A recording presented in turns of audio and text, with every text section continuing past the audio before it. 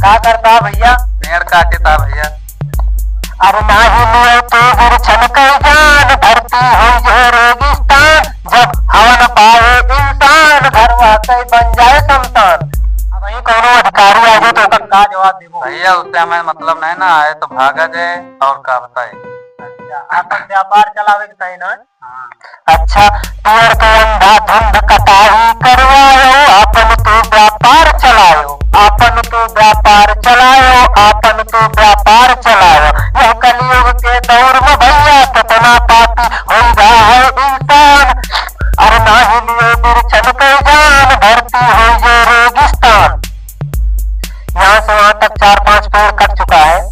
तो इसी बात पे आप लोगों को एक बात बताना चाहूंगा कि पेड़ में काटो रह दियो, पश्चिम का थोड़ा जियो दियो। मानो पंछी एक समान, सबके अंदर एक जान, माहिलियो बिरछन के जान धरती हो जो रेगिस्तान, जब हवा न पाए इंसान घर वाकई हो जाए शमशान।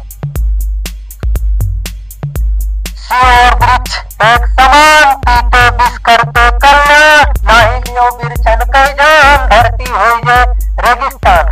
तो हाय गाइस, ये वीडियो हमारी आप लोगों को कैसे लगी एक कमेंट करके जरूर बताना। वृक्ष को काटना चाहिए कि नहीं?